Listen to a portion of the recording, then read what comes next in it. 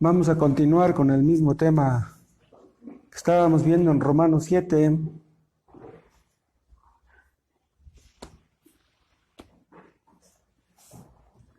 Busquen sus Biblias.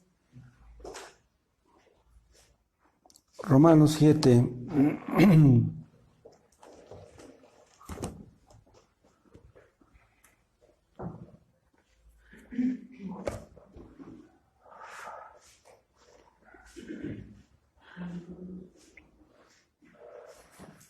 Vean cómo dice el versículo 21.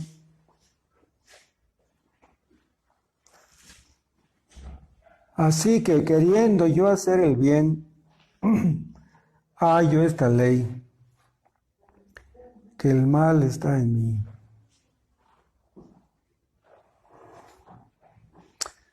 Vamos a hacer una oración.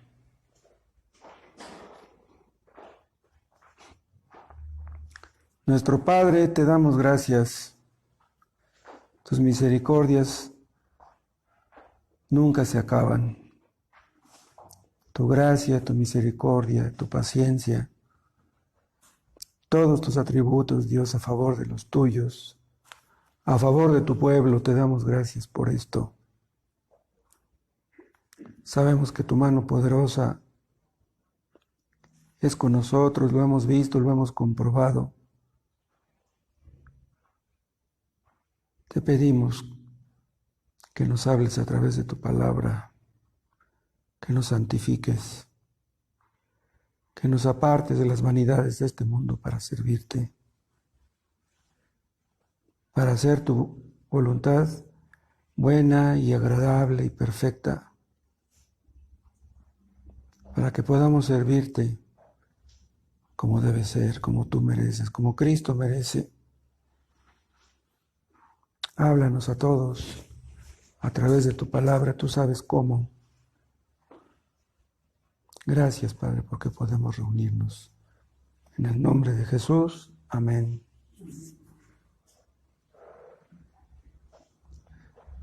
Si el apóstol Pablo dice que el mal estaba en él, que era apóstol,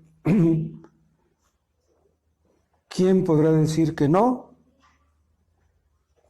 Que el mal no está en él. El apóstol Pablo estaba consciente de que el mal estaba en él, pero no todos los creyentes estamos conscientes en el mismo grado de eso. Hay algunos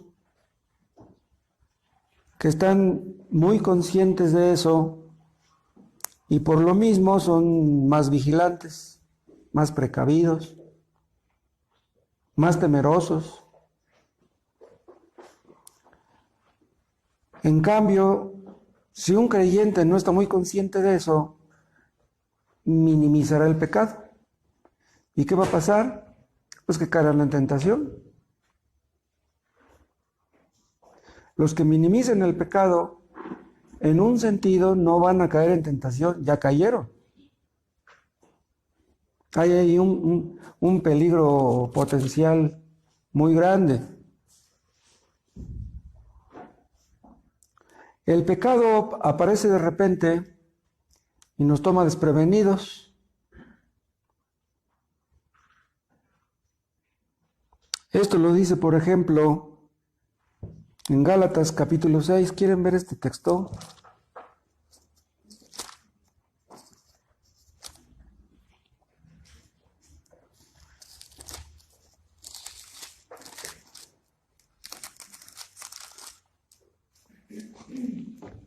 Gálatas 6, vean lo que dice el versículo 1. Hermanos, si alguno fuere sorprendido en alguna falta, vean esta palabra, sorprendido. No es que nos sorprendan otras personas, no, es el pecado el que nos sorprende. Nos toma desprevenidos de muchas maneras. Por ejemplo, el pecado aparece de repente, ¿saben cómo? Por medio de fantasías pecaminosas. Empiezas a pensar cosas que tú sabes que no debes de pensar, pero ya cuando te das cuenta, ya fuiste demasiado lejos. Quieres zafarte, pero te das cuenta que no es tan fácil. Le abriste la puerta al mal pensamiento y llega el momento en que estás tan metido ya en el asunto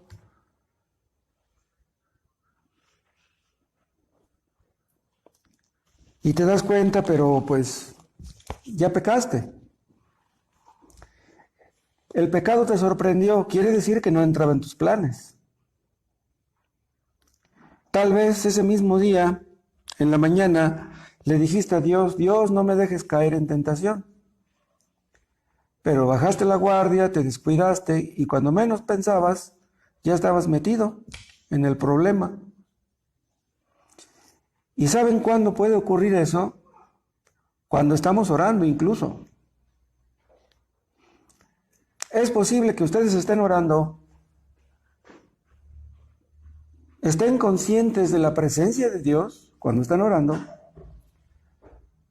pero de repente se les cuela un mal pensamiento.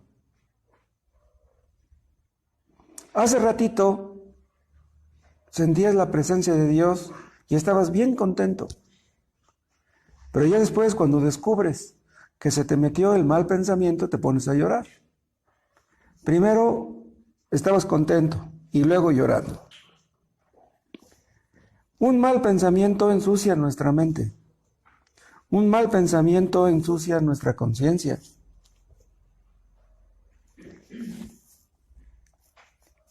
Pero esos pensamientos se meten porque encuentran un cómplice dentro de nosotros. Hay algo dentro de nosotros que se inclina hacia el mal. Es la ley de la que está hablando el apóstol Pablo. Pero así como algo dentro de nosotros se inclina hacia el mal, nuestro corazón puede ser inclinado hacia el bien. Nuestro corazón puede ser inclinado para oponerse al mal, de manera que sea un hábito. O sea, que podemos acostumbrarnos a decirle no al pecado, a decirle no a los malos pensamientos, a las concupiscencias, a las malas inclinaciones. Pero hemos visto, acuérdense, que los únicos que pueden mortificar el pecado, los únicos que le pueden decir no al pecado, son los que tienen el Espíritu Santo, o sea, los que han nacido de nuevo. Porque una persona que no tiene el Espíritu Santo no puede resistir el pecado, no puede resistir el mal. Un inconverso tal vez se fija por aquí, se fija por allá y se fija por muchas partes. Piensa que el pecado puede venir en esta dirección o en esta otra. Pero el problema está dentro. El problema del pecado está dentro. Si viniera nada más de afuera, pues uno diría que no sería tan difícil resistirlo y vencerlo. Pero como les digo, nos agarra desprevenidos, el problema está dentro de nosotros y eso dificulta todo. Vean lo que dice Santiago, capítulo 1.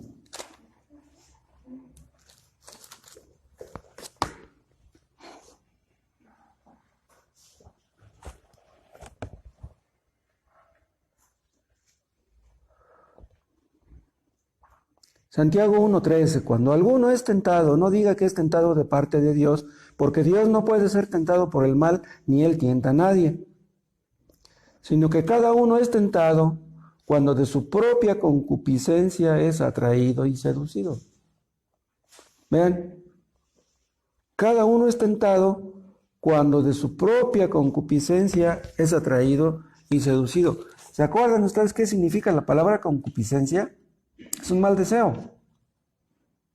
Entonces, esos malos deseos pueden estar dentro de nosotros ocultos, camuflajeados. No nos damos cuenta hasta que eso que traemos dentro se manifiesta y sale hacia afuera. Si pecamos, no es por culpa de las concupiscencias de otros. No es por culpa de los pecados de otros. Si pecamos, el problema está dentro de nosotros.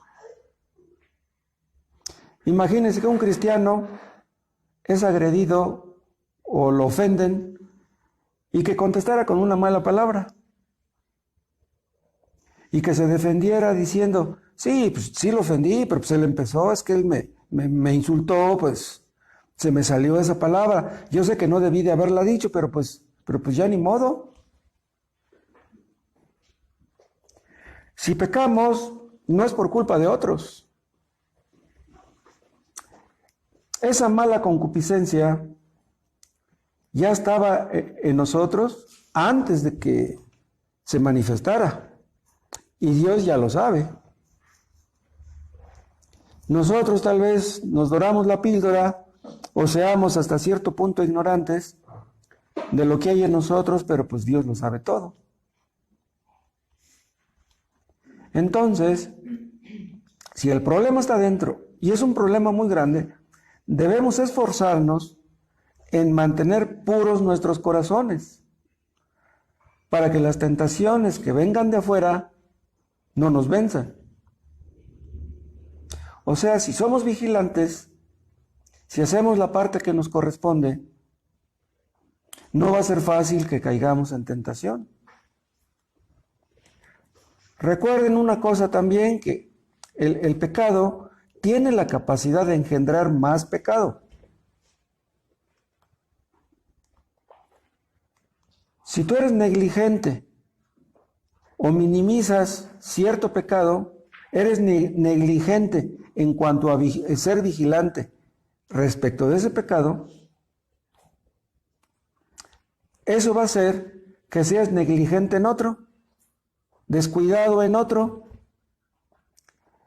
Entonces todo tu ser estará afectado a tal punto de que si no caes en un pecado vas a caer en otro o en otro. Estoy hablando de creyentes. Los hábitos santos nos capacitan para tener hábitos santos.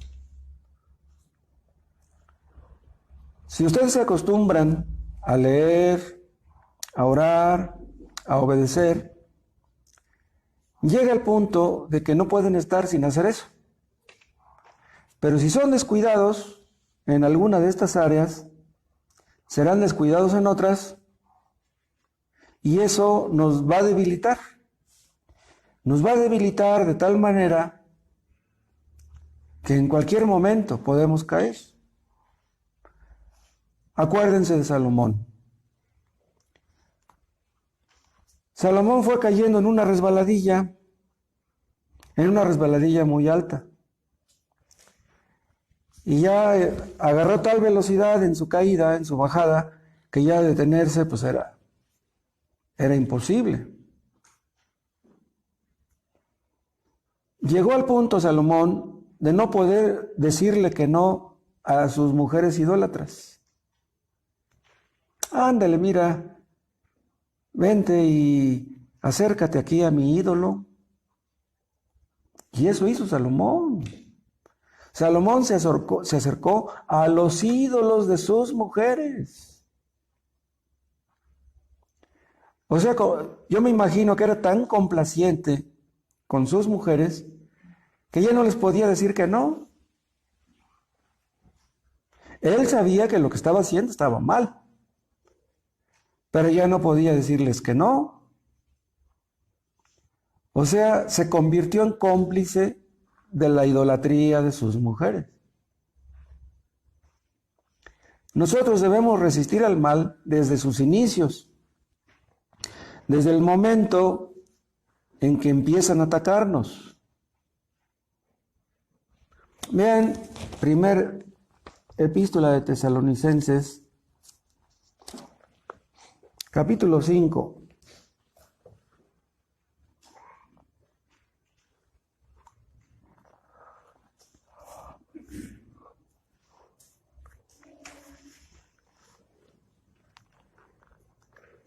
Primera Tesalonicenses 5:22.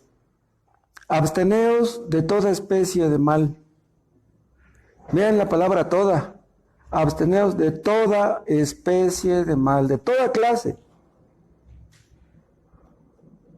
El mal adopta muchas formas, pues debemos abstenernos de cualquier forma que nos pueda incitar al pecado.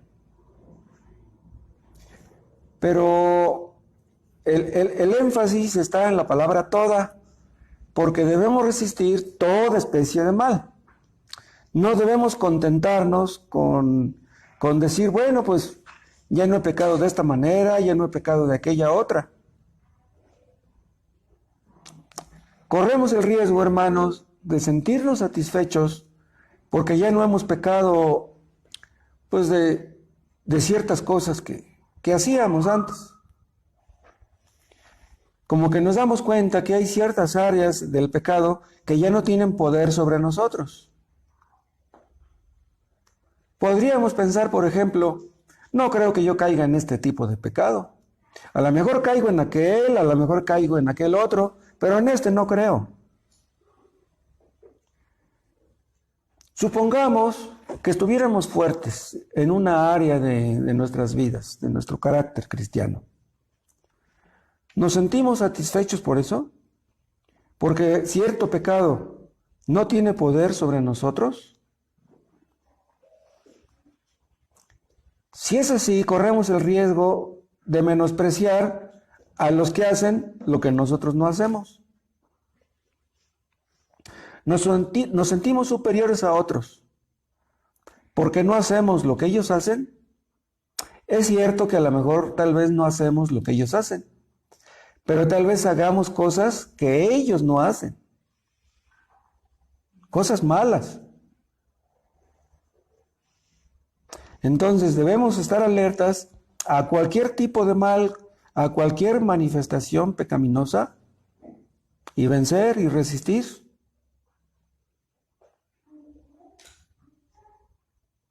Los inconversos se acostumbran a pecar. Un inconverso, pues desde que tiene uso de razón, empieza su carrera.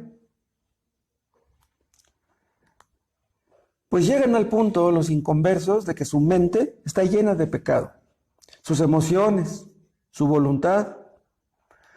Hay un salmo donde David dice que los inconversos beben la iniquidad como agua. O sea, es un hábito para ellos, pecar. Un inconverso puede llegar al punto de sentirse mal si no peca. Por ejemplo, ciertos alcohólicos o drogadictos que están tan acostumbrados a su vicio que son capaces de robar para salirse con la suya, con su vicio. Antes no eran ladrones, empezaron siendo borrachos, empezaron probando la droga, pero llegan al punto que están tan dependientes de su vicio que son capaces de robar, de mentir, de engañar, de defraudar. Hay muchachos que son capaces de robarle a su madre para salirse con la suya, para su vicio. Hay muchachos que han llegado a matar a su madre porque les llamó la atención por su vicio. ¿Qué cadenas tan terribles de pecado tienen que llegan a ese punto? Los inconversos se deleitan en el pecado. Un creyente no puede hacer eso. Los creyentes se deleitan en la ley de Dios, es como dice Pablo en Romanos 7:22. Vuelvan a Romanos, vimos 7:21. Pero vean el 22. Porque según el hombre interior me deleito en la ley de Dios. Aunque hay una inclinación al pecado dentro de nosotros, aún así nos deleitamos en la ley de Dios. Vean, solamente un cristiano verdadero puede deleitarse en la ley de Dios. Un inconverso no puede. Hay inconversos que supuestamente les gusta mucho leer la Biblia, que son capaces de leer 5 o 10 capítulos diarios, Pero el chiste no es en leer tantos capítulos. El asunto es obedecer lo que estamos leyendo. Dice Pablo, según el hombre interior me deleito en la ley de Dios. Este hombre interior es el hombre espiritual, es el hombre nuevo. ¿Se acuerdan que en Efesios habla del hombre viejo y del hombre nuevo? El hombre nuevo es lo que somos en Cristo. El hombre viejo es lo que éramos en Adán o lo que todavía tenemos de Adán. Entonces, cuando Pablo se deleita en la ley de Dios, se deleita en la parte espiritual, en la parte renovada de su ser. El pecado que mora en nosotros no puede deleitarse en la ley de Dios. Lo que se deleita en la ley de Dios es el hombre interior.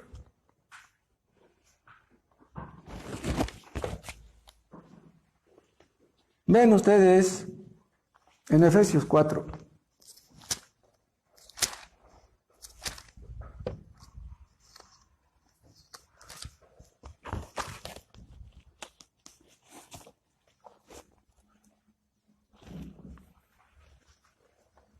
Efesios 4:22. En cuanto a la pasada manera de vivir, despojaos del viejo hombre que está viciado conforme a los deseos engañosos. Vean, son deseos que se disfrazan, son engañosos. Dice, despojaos del viejo hombre. Vean, habla de los hábitos, de las malas costumbres que traemos desde que éramos inconversos. Debemos despojarnos de eso con el poder del Espíritu Santo. Y dice el 23, y renovaos en el espíritu de vuestra mente. Esta renovación espiritual es ocasionada por el Espíritu Santo que mora en nosotros. Así como mora el pecado, también mora el Espíritu Santo. Y dice el 24, y vestíos del nuevo hombre, creado según Dios en la justicia y santidad de la verdad. Entonces aquí habla de desvestirnos de lo que éramos y vestirnos de lo que somos potencialmente en Cristo. Pero vean, esto habla de responsabilidad humana. Nosotros debemos despojarnos del viejo hombre. Debemos vestirnos del nuevo hombre. El Espíritu Santo está disponible. El Espíritu Santo ha prometido ayudarnos. Cuando una persona nace de nuevo por el Espíritu Santo, en ese momento es implantada en él, este deseo de ser santo, de apartarse del pecado, de aborrecer el pecado, cuando menos en sus inicios.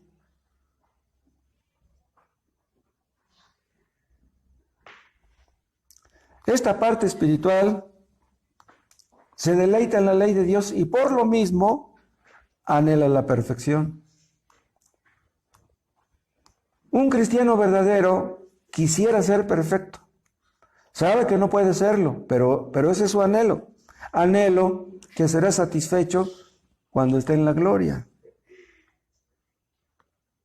Y es por eso que Juan dice en su primera epístola que los que son nacidos de Dios no practican el pecado. Lo practicaban antes cuando eran inconversos, pero ya siendo creyentes, aunque pequen en ocasiones, ya no pueden practicar el pecado. ¿Y por qué no pueden practicar el pecado? Porque son nacidos de Dios, tienen el Espíritu Santo. Y ese Espíritu hace que el pecado ya no le domine como le dominaba antes. La parte espiritual del creyente pelea contra el pecado que aún mora en él. Tenemos una nueva disposición, una disposición santa, que antes no teníamos. Un alcohólico, se los he mencionado en alguna ocasión, un borracho, normalmente si le dan a escoger entre un vaso de leche y una copa, pues va a escoger la copa. Entre un refresco y una copa, pues va a escoger la copa, normalmente. Pero hay momentos en que tal vez el borracho o el alcohólico sean capaces de decirle no a la copa, por algún motivo, porque se sienten mal, le tienen miedo a la cirrosis, le tienen miedo a la hidropesía, le tienen miedo a la muerte. Pero un día le dicen que no y al día siguiente se revuelcan en el vicio. Pero el creyente siempre desea ir hacia adelante, siempre desea crecer en obediencia.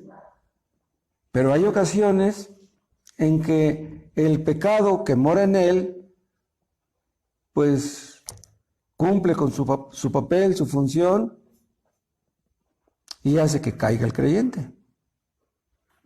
El apóstol Pablo dice que cuando quiere hacer el bien, hay esta ley. Es lo que dice en 7:21. Vuelvan a Romanos 7. Pero comparen lo que dice en el 21 con lo que dice el 18.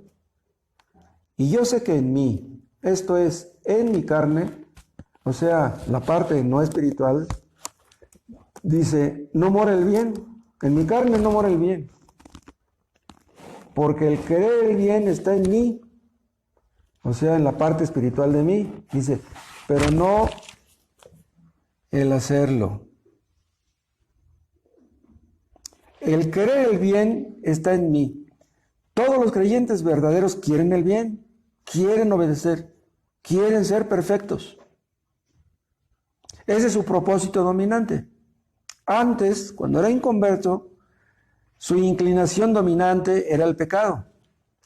En ocasiones, como que parece como que no quiere pecar, pero su propósito dominante es el de pecar. Pero el propósito dominante de los creyentes es hacer el bien. Pero hay algo que nos estorba.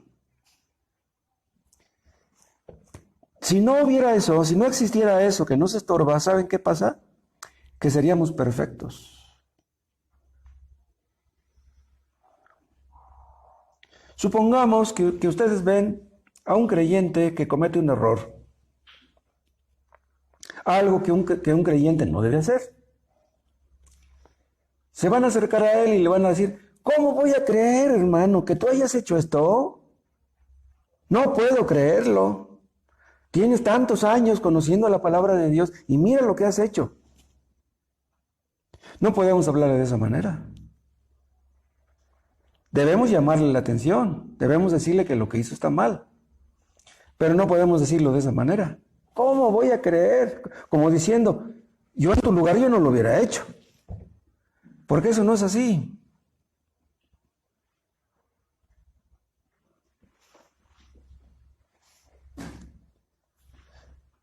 Si dentro de nosotros no hubiera ese algo que nos estorba, seríamos perfectos. Pero vean, hay un versículo que ustedes conocen que dice, sed perfectos como mi Padre que está en los cielos es perfecto. ¿Se acuerdan? Cristo lo dijo. ¿Pero qué significa ahí esa palabra perfecto? ¿Acaso Cristo creía en el perfeccionismo? ¿Acaso un creyente puede llegar a ser perfecto? Lo que se nos pide, hermanos, no es que seamos perfectos. Lo que se nos pide es que seamos íntegros, cabales, sinceros. Son sinónimos todos estos. Un creyente sincero odia sinceramente todo pecado. No es posible que un creyente dijera, de 10 pecados que existen, supongamos que existieran 10, de 10 pecados que existen yo quiero guardar 9, pero uno no. No, un creyente no puede decir eso. Un creyente odia todo pecado. Es íntegro. Pero vean, sabiendo que hay algo mal dentro de nosotros, no garantiza que vamos a acabar con eso. ¿Saben por qué no lo garantiza?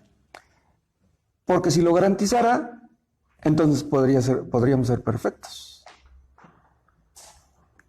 Recuerdo haberles contado en una ocasión de un hombre que me dijo que le había dicho a su esposa, dice, mira mujer, dice, yo soy partidario de la excelencia. Dice, dime tú en qué estoy mal. Dice, tú dime en qué estoy mal y yo lo voy a corregir. Si eso fuera cierto, Entonces, corregiríamos todo lo que los demás nos dijeran, entonces llegaríamos al punto de la perfección. Si un marido le dice a su esposa, dime en qué estoy mal, y yo lo voy a corregir, ahí hay maldad, aunque ustedes no lo crean, o ignorancia, cuando menos. ¿Por qué? Porque si tú me dices a mí en qué estoy mal, tú tienes que aguantarte cuando yo te diga a ti en qué estás mal. Entonces, si yo me voy a corregir, corrígete tú. Entonces, yo me corrijo, te corriges tú y vamos a hacer un matrimonio perfecto. Saber que andamos mal en algo no garantiza que lo corregiremos. ¿No les ha ocurrido, hermanos, que antier en la noche le pidieron perdón a Dios por un pecado y ayer en la noche volvieron a pedirle perdón por el mismo pecado? Ustedes dirían, bueno, pues si ya sabes que ese es tu pecado, ya le pediste perdón a Dios, pues ya no vuelvas a cometerlo. No, saber que somos débiles en esa área no garantiza que vamos a dejar de serlo. Debiera ser así, ¿sí? Es posible que un creyente llegue al día de su muerte siendo débil en esta área de su vida o siendo débil en esta otra. Hay un montón de factores que influyen en el asunto. Hay algunos que creen en el supuesto perfeccionismo. Dicen que Juan Wesley creía eso,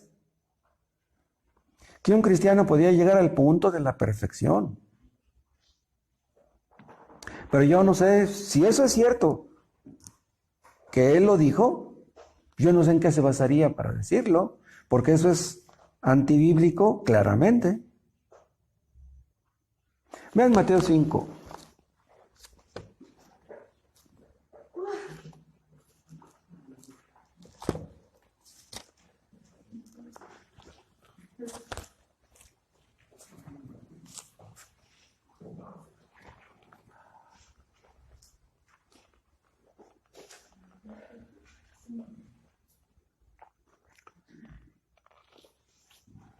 Vamos a leer desde el 43, Mateo 5, 43. Oísteis que fue dicho, amarás a tu prójimo y aborrecerás a tu enemigo. Pero yo os digo, amad a vuestros enemigos, bendecid a los que os maldicen, haced bien a los que os aborrecen, y orad por los que os ultrajan y os persiguen, para que seáis hijos de vuestro Padre que está en los cielos, que hace salir su sol sobre malos y buenos, y que hace llover sobre justos e injustos. Porque si amáis a los que os aman, ¿qué recompensa tendréis? ¿No hacen también lo mismo los publicanos? Y si se lo dais a vuestros hermanos solamente, ¿qué hacéis de más? ¿No hacen también así los gentiles? Sed pues vosotros perfectos, como vuestro Padre que está en los cielos es perfecto. Este es el texto que les mencioné hace rato. ¿A qué se refiere aquí con ser perfectos? Bueno, si está diciendo en los versículos de más arriba que debemos amar a nuestros enemigos, quiere decir que Dios lo hace. ¿Y cómo Dios ama a sus enemigos? Haciendo que llueva en sus parcelas, en sus campos, haciendo que su sol salga sobre buenos y malos. Entonces Dios ama a sus enemigos en este sentido. Bueno, pues así como Dios ama a sus enemigos, nosotros debemos hacer lo mismo. Y cuando llegamos a eso, amar a nuestros enemigos, estamos cumpliendo lo que dice en el 48. ¿Sí? Esta es la perfección que se exige de nosotros. Que lleguemos al punto de amar a nuestros enemigos. Si Dios lo hace, tenemos que hacerlo nosotros. Cristo amó a sus enemigos. ¿Se acuerdan cómo le dijo a Judas cuando lo fue a traicionar con un beso? Le dijo, amigo, ¿a qué vienes? Ya sabía que iba y le dijo, amigo. ¿Se acuerdan cómo Cristo les dijo, todo el día extendí mis manos a un pueblo rebelde y contradictor? Todo el día. Yo les rogaba. ¿Por qué? Porque los amaba, porque no quería que se perdieran. Entonces, si Dios ama a sus enemigos, nosotros debemos imitarle. Y cuando lo hacemos, entonces somos íntegros, somos cabales, somos sinceros, somos perfectos. La palabra griega para perfecto aquí en Mateo 5:48 es teleios. Esta palabra teleios, palabra griega, significa acabado, completamente desarrollado, que nada le falta, maduro. La palabra perfecto quiere decir maduro. Un creyente maduro ama a sus enemigos. No es rencoroso. Desea el bien de sus semejantes, aún de sus enemigos. Y le duele que sus enemigos vayan rumbo al infierno. Cristo lloraba por Jerusalén.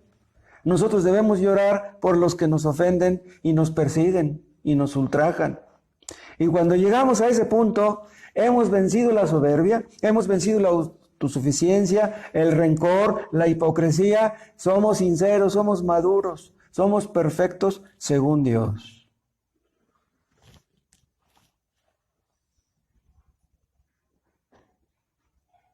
Los cristianos queremos amar a nuestros enemigos. Quisiéramos amarlos como a nosotros mismos, pero no podemos. ¿Llegará el día en que podremos? No. Nos levantamos en la mañana, nos preocupa nuestro cuerpo, queremos bañarnos, queremos peinarnos, nos cepillamos los dientes, queremos desayunar, pero pensamos en nosotros, no estamos pensando en nuestros semejantes. Ay, el vecino ya comería, el hermano que está enfermo y ahí tendrá para comer de veras. No, pensamos en nosotros. Pues debemos llegar al punto de amar a nuestros semejantes como a nosotros mismos. Ese es el ideal, pero ¿cuándo vamos a llegar a eso? No podemos llegar a ese punto por el pecado que mora en nosotros, porque el pecado nos estorba, pero cuando estemos en el cielo seremos completamente perfectos. Valga la expresión. En el cielo ya no nos va a estorbar el pecado.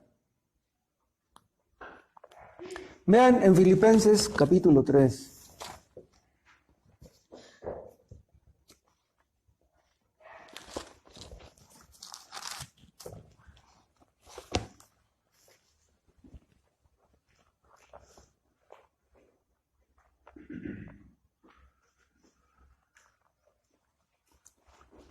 En el versículo 10 habla de que él quiere conocer a Cristo. Él le conocía mucho, pero no se conformaba con eso. Él quería tener un conocimiento más amplio, más profundo, a fin de conocerle.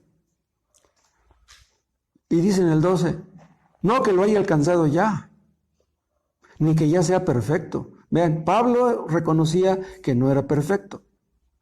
Dice, sino que prosigo, para ver si logro asir aquello para lo cual fui también asido por Cristo Jesús. Hermanos, yo mismo no pretendo haberlo ya alcanzado. O sea, él entendía que algo le faltaba. Dice, pero una cosa hago, olvidando ciertamente lo que queda atrás y extendiéndome a lo que está delante, prosigo a la meta, al premio del supremo llamamiento de Dios en Cristo Jesús. Vean, dice, extendiéndome a lo que está delante. Y luego dice, prosigo a la meta. Esta palabra extendiéndome habla del atleta que cuando ya va a llegar a la meta se estira el pecho para romper el listón. Eso lo hace cuando ve que viene otro corredor junto a él, porque si voltea y ve que viene lejos no es necesario. Pero cuando ve que el otro le puede ganar, entonces extiende el pecho para ganarle el triunfo al otro corredor. Dice, extendiéndome hacia adelante. Y luego, ¿cómo dice? Prosigo a la meta. Estas dos palabras hablan de diligencia, hablan de esfuerzo, hablan de constancia, hablan de vigilancia, hablan de fervor, hablan de celo. Quiero la victoria, quiero la corona, quiero las bendiciones. Y esto que está diciendo aquí Pablo debemos anhelarlo todos. Queremos conocer más a Cristo porque le conocemos muy poco. Pero ¿saben qué? Que para poder hacer esto necesitamos aprender humildad. Debemos aprender a caminar humildemente delante de Dios. Que no se nos olvide que nuestro Dios es un Dios muy grande y muy santo, y que nosotros somos frágiles y necesitados. Hermanos, debemos sacudirnos la pereza espiritual. Debemos orar aunque no tengamos ganas.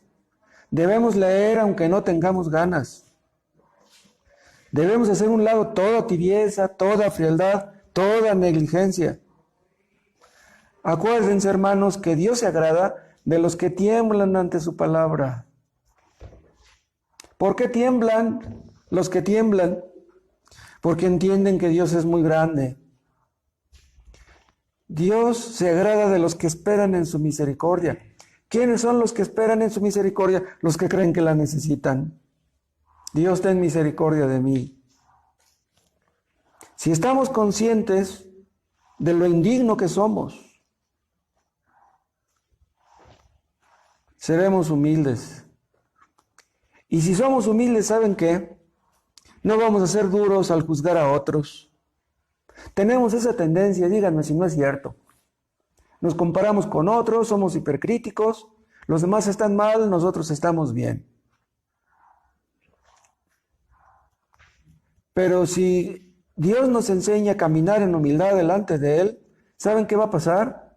Que seremos compasivos con los demás, seremos misericordiosos con los demás, seremos tolerantes, ya no los juzgaremos con tanta ligereza. Aprenderemos a tener compasión de los que se pierden. Aprenderemos a perdonar a los que nos ofenden. Y solamente así podemos ser útiles.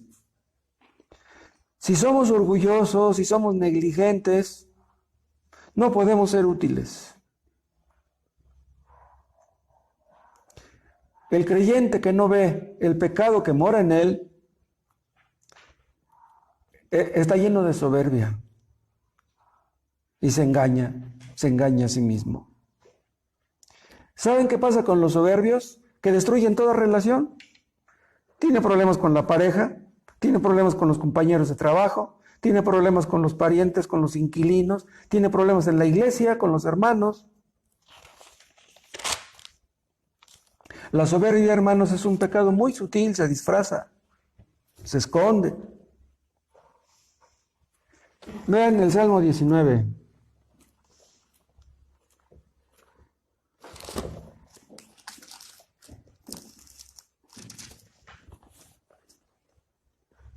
Salmo 19:12. ¿Quién puede entender sus propios errores?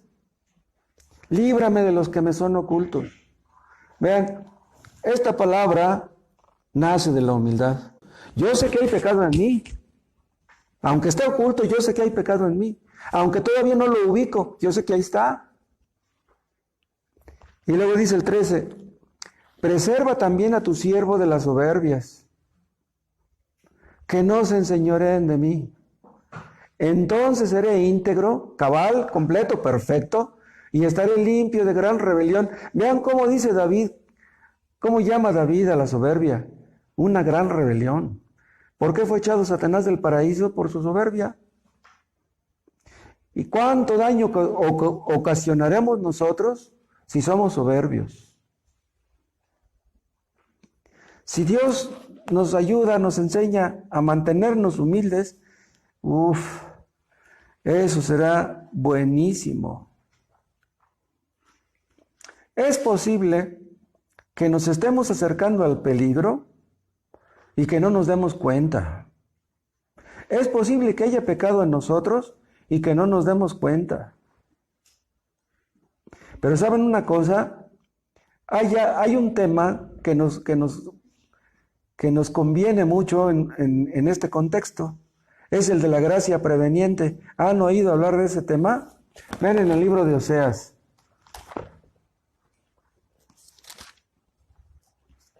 Oseas capítulo 2.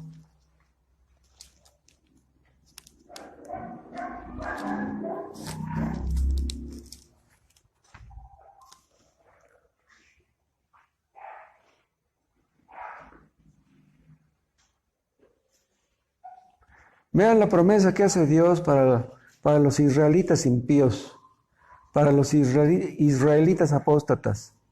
Oseas capítulo 2, versículo 6. Por tanto, he aquí, yo rodearé de espinos su camino y la cercaré con seto y no hallará sus caminos. Vean, rodearé de espinos su camino, la cercaré con seto, con una valla, y no hallará sus caminos. Esto es lo que hace Dios con los creyentes también. ¿Cómo ven? O sea, Dios no se estorba para que no pequemos más de lo que pecamos.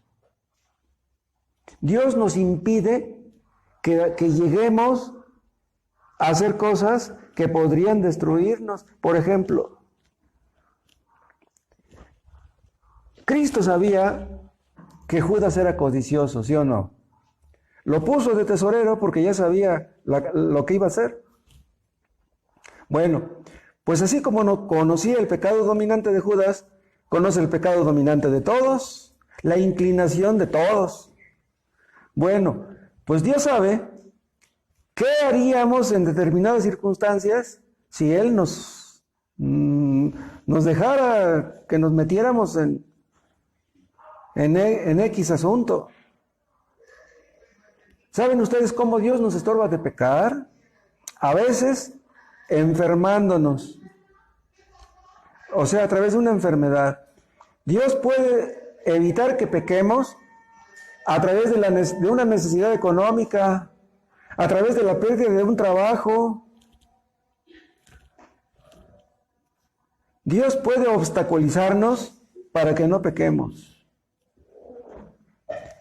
Dios sabe que podríamos caer en X tentación, entonces Él puede hacer algo para impedir que lleguemos a ese punto. ¿Saben también cómo lo hace Dios? Poniendo temor en nosotros. Nos damos cuenta, hermanos, que si llegáramos a pecar, ¿qué tanto daño haríamos? Pone en nosotros temor a la muerte. Pone en nosotros temor al juicio. Puede poner en nosotros temor al infierno. Se supone que los creyentes no tenemos miedo de ir al infierno. Pero podemos llegar al punto de llegar a pensar que a lo mejor ni cristianos somos. ¿No será que creo ser salvo y a lo mejor ni lo soy? Yo pienso que no soy un hipócrita, pero a lo mejor sí lo soy. El Espíritu Santo nos pone en el corazón la vergüenza, lo que ocurriría si cayéramos en tentación. ¿Cuánto daño le haríamos a nuestra pareja, a nuestros hijos, a nuestros hermanos si cayéramos en pecado? Un solo pecado puede ocasionar tanto daño. Dios puede detenernos de pecar por medio de una aflicción, por medio del COVID. Porque Dios no nos da más dinero. ¿Qué trabajo le costaría a Dios darnos más dinero? A lo mejor si nos diera más dinero, nos volveríamos locos y haríamos cosas que no son convenientes.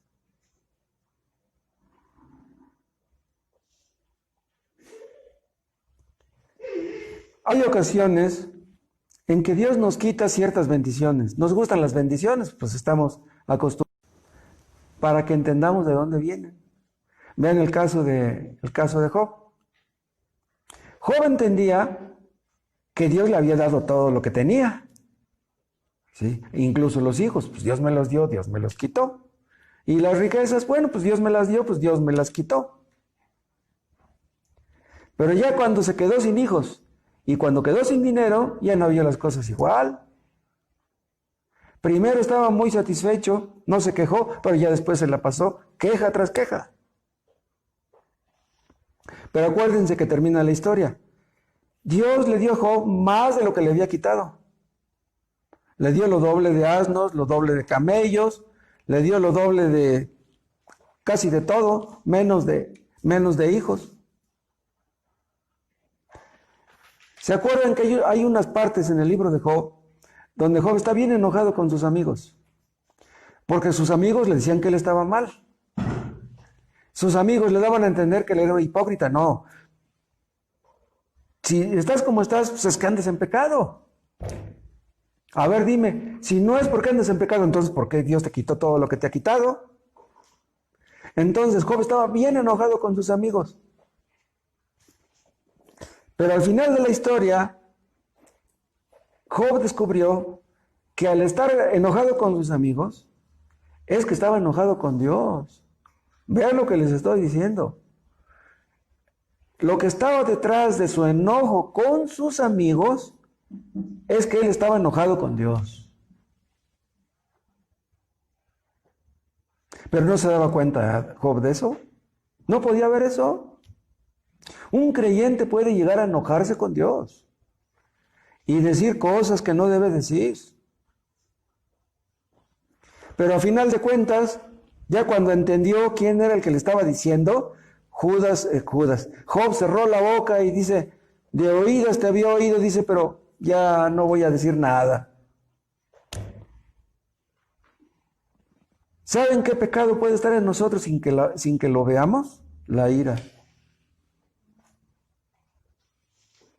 En un momento dado, podemos enojarnos tanto que hasta podemos perjudicar nuestra salud por un coraje.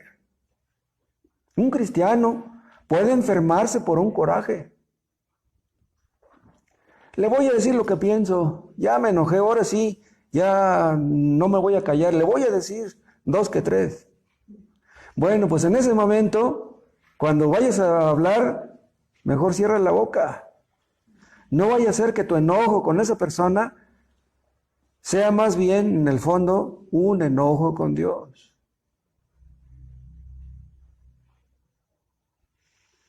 Imagínense un hombre que es muy paciente por años, pero un día se enoja tanto que dice palabras que en un ratito destruye lo que construyó en mucho tiempo.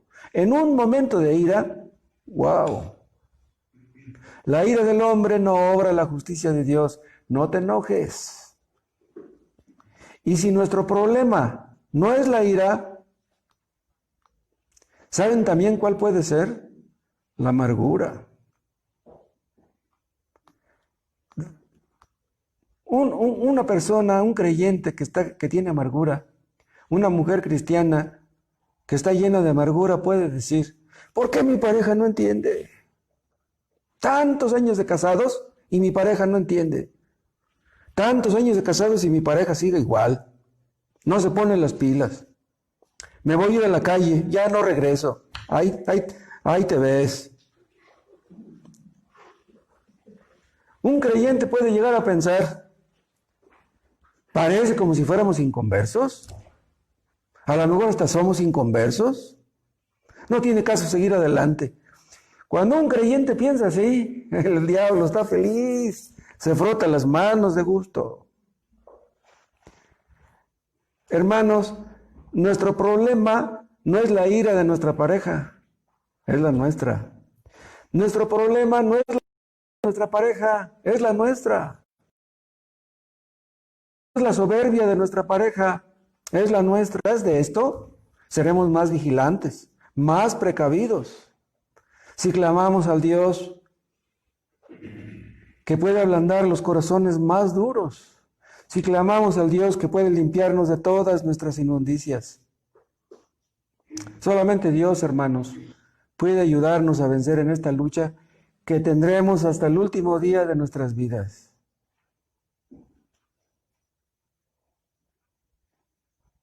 Padre Celestial, ayúdanos a mortificar el pecado que mora en nosotros y no el ajeno. Ayúdanos a vencer con tu ayuda, a tomarnos de tu mano y salir adelante. Oh Dios, que podamos gozarnos en Cristo, que podamos gozarnos en tu salvación, en la vida eterna que Cristo nos ha comprado con su sangre.